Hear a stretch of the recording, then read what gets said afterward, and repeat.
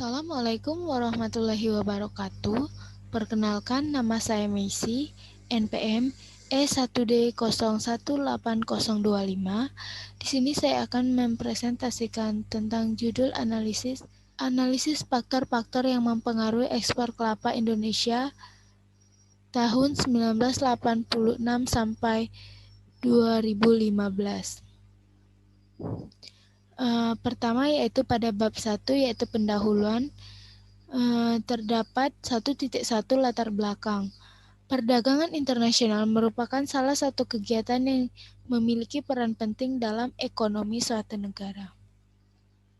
Maka dari itu, perdagangan internasional harus terus mendapatkan upaya dalam meraih berbagai peluang dan kesempatan yang ada. Perdagangan internasional ini juga merupakan kegiatan yang memperdagangkan berbagai output berupa barang atau jasa yang dihasilkan oleh suatu negara untuk dapat dijual ke luar negeri, serta mendatangkan barang dan jasa dari luar negeri untuk kemudian dijual ke negara tersebut dengan tujuan untuk memperoleh keuntungan, memenuhi kebutuhan dalam negeri. Selanjutnya yaitu Indonesia juga merupakan suatu negara yang mengandalkan kegiatan perdagangan internasional serta penggerak dalam pertumbuhan ekonomi. Selain berperan dalam mendatangkan devisa negara, perdagangan internasional ini juga membangun jaringan bisnis global dan bisa selalu mengikuti perkembangan produk dan industri di pasar internasional. Perdagangan internasional Indonesia mengalami perubahan sejak tahun 1980-an, di mana pada masa sebelumnya ekspor Indonesia dititik beratkan pada komoditas migas, tetapi pada tahun 1987 ekspor Indonesia mulai didominasi oleh komoditi non-migas. Perubahan dalam komoditi ekspor Indonesia ini disebabkan karena anjloknya harga minyak dunia yang mencapai titik terendah pada tahun 1980-an. Maka, dengan keadaan tersebut, pemerintah mengeluarkan serangkaian kebijakan dan deregulasi di bidang ekspor, antara lain pembebasan pajak ekspor untuk berbagai komoditas sehingga memungkinkan produsen untuk meningkatkan ekspor non-migas. Kebijakan dan deregulasi di bidang ekspor tersebut ternyata membawa dampak pada perkembangan komoditas ekspor non-migas sehingga non-migas menjadi komoditas yang didominasi bagi perkembangan ekspor Indonesia saat ini. Sumber dari BPS 2015.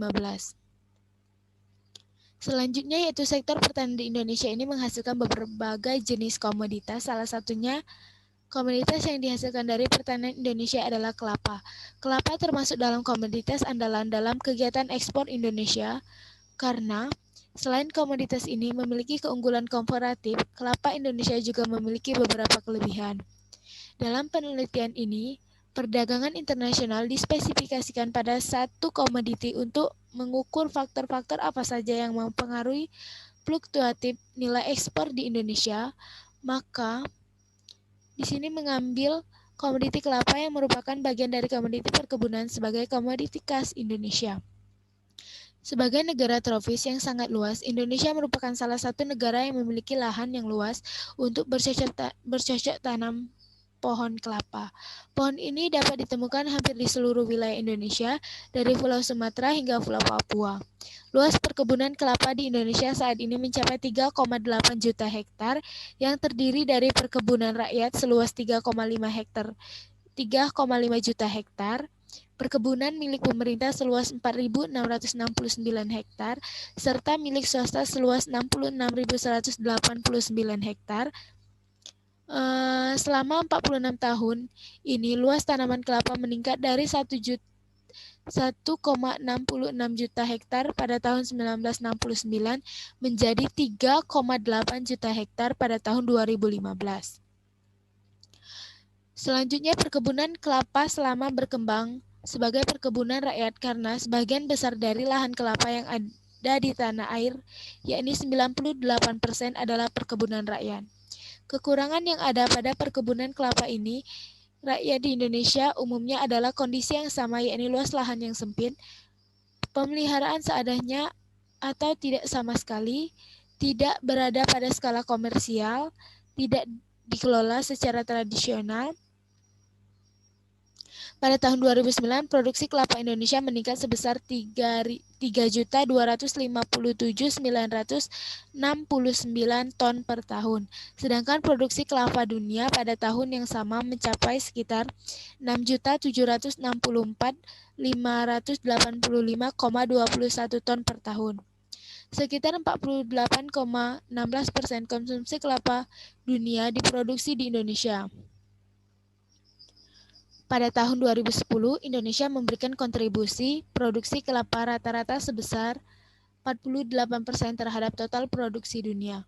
Dua negara lain yang mencakup potensial sebagai penghasil kelapa adalah negara Filipina dan negara Indonesia, yang mana seluruh produksinya mencapai sekitar hampir 3 juta ton per tahun.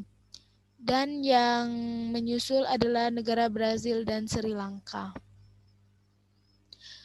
Pada bab 1 pendahuluan ini ada pun rumusan masalah dan tujuan.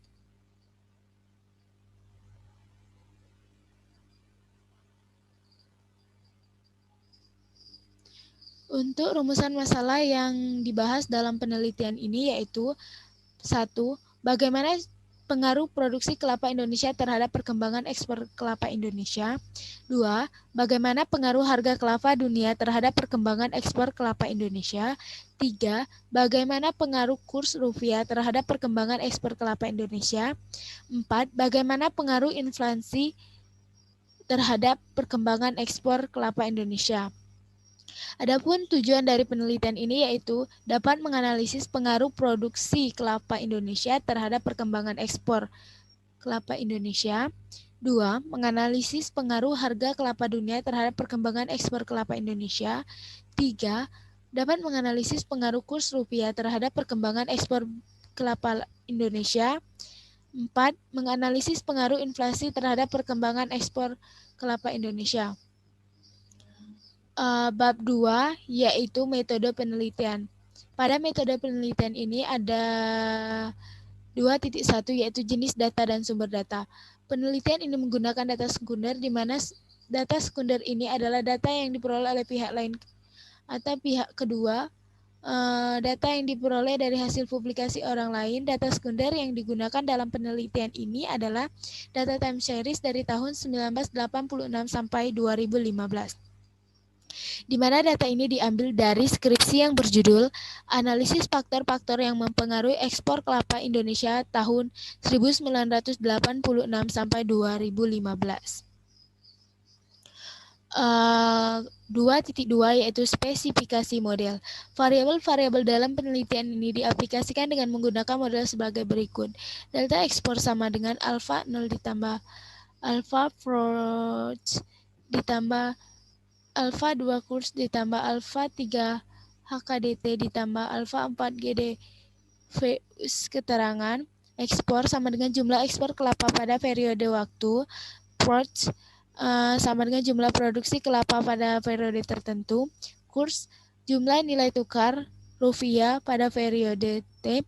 HKDT sama dengan jumlah harga kelapa dunia pada periode T. GDV UST sama dengan jumlah gross domestic product Amerika Serikat pada periode T. Untuk alfa 0, alfa 1, alfa 2, alfa 3, dan alfa 4 sama dengan koefisien jangka pendek. Untuk bab 3 yaitu pembahasan. 3.1 yaitu hasil uji asumsi klasika. Pertama yaitu uji normalitas. Uji normalitas ini digunakan untuk mendeteksi apakah residualnya berdistribusi normal atau tidak dengan membandingkan nilai JB sebagai berikut. Jika probabilitas JB lebih dari 0,05 maka residualnya berdistribusi normal. Dan jika sebaliknya, apabila JB kurang dari 0,05 maka residualnya berdistribusi tidak normal. Berdasarkan uji normalitas yang telah dilakukan, diperoleh nilai probabilitas sebesar 0,588369. Di sini dapat dilihat bahwa nilai probabilitas yang diperoleh lebih besar dari 5%, sehingga dapat disimpulkan bahwa data tersebut berdistribusi normal. Dua yaitu autokorelasi. Autokorelasi adalah suatu keadaan di mana telah terjadi korelasi antara residual dengan tingkat kesalahan tahun sebelumnya. Untuk mengetahui atau tidaknya penyakit autokorelasi dalam suatu model dapat dilihat dari nilai statistik Durbin Watson atau dengan uji apabila nilai Durbin Watson atau DW di bawah 2, maka data yang digunakan tidak mengalami gangguan atau masalah autokorelasi. Berdasarkan hasil uji DW yang didapatkan dengan menggunakan aplikasi Shazam, didapatkan hasil uji Durbin Watson sebesar 1,7993299 sehingga dapat disimpulkan bahwa data yang digunakan dalam penelitian tidak mengalami masalah autokorelasi. Selanjutnya yaitu 3 uji heteroskedasitas. Uji heteroskedasitas ini adalah deteksi untuk melihat apakah variabel gangguan tidak konstan atau berubah-ubah. Uji ini bertujuan untuk menguji apakah dalam model regresi terjadi ketidaksamaan varian dari residual satu pengamatan ke pengamatan lainnya. Maka disebut homoskedasitas. Dan jika varian tidak konstan atau berubah disebut dengan heterokedasitas. Hasil regresi dari log residu kuadrat terhadap seluruh variabel yang mendapatkan variabel sebelumnya menunjukkan bahwa probabilitas dari variabel yang lebih dari 0,05 atau 5% dan ada juga 2 variabel yang kurang dari 0,05. Hal ini berarti dalam penelitian ini terdapat kesalahan heterokedasitas dalam model tersebut. Berdasarkan hasil yang telah diuji pada penelitian ini, dihasilkan untuk produksi kelapa berpengaruh positif dan signifikan. Setiap kenaikan 1% produksi akan meningkatkan ekspor sebesar 9,742680%. 2. Harga kelapa dunia berpengaruh positif dan signifikan. Setiap kenaikan 1%, harga kelapa dunia akan menaikkan ekspor sebesar 0,680368%. 3. Kurs berpengaruh negatif dan tidak signifikan. Jika setiap kenaikan kurs 1% akan menurunkan ekspor sebesar 0,298072%. Dan yang keempat yaitu inflasi berpengaruh positif dan tidak signifikan. Setiap kenaikan inflasi 1% akan menaikkan ekspor sebesar 0,266019%. Dari penelitian ini diperoleh koefisien determinasi atau R2 sebesar 84,43%, yang berarti variabel bebas dapat menjelaskan volume ekspor kelapa sebesar 84,43% dan sisanya 15,57% dijelaskan oleh variabel lainnya. Bab terakhir yaitu bab 4 penutup. Kesimpulan dari penelitian ini yaitu pertama, produksi kelapa berpengaruh positif dan signifikan terhadap ekspor kelapa Indonesia ke negara tujuan. Hasil penelitian ini menunjukkan bahwa semakin tinggi tingkat produksi yang dilakukan, maka semakin banyak pula kelapa yang akan diekspor ke luar negeri. 2. Harga kelapa dunia memberikan pengaruh yang positif terhadap perkembangan ekspor kelapa Indonesia. Dari penelitian ini dapat diketahui bahwa semakin tinggi harga kelapa di pasar internasional, maka akan semakin tinggi pula tingkat ekspor kelapa yang dilakukan di Indonesia. Hal ini disebabkan tingkat penawaran yang mengikuti naiknya harga yang ada di pasar global. Semakin tinggi harga suatu barang, maka semakin tinggi pula penawaran yang dilakukan. Selanjutnya 3. Kurs rupiah. Kurs rupiah berpengaruh negatif dan tidak signifikan terhadap ekspor kelapa Indonesia ke negara tujuan. Penelitian ini menghasilkan kesimpulan bahwa semakin tinggi kurs rupiah terhadap dolar AS, maka semakin rendah ekspor kelapa dari Indonesia. Nilai tukar yang tinggi dihasilkan juga naik dan akhirnya menyebabkan persaingan yang tidak kompetitif. Oleh karena itu, ekspor kelapa dikurangi dari sebelumnya. Terakhir 4 yaitu inflasi. Inflasi berpengaruh positif dan tidak signifikan terhadap ekspor kelapa Indonesia.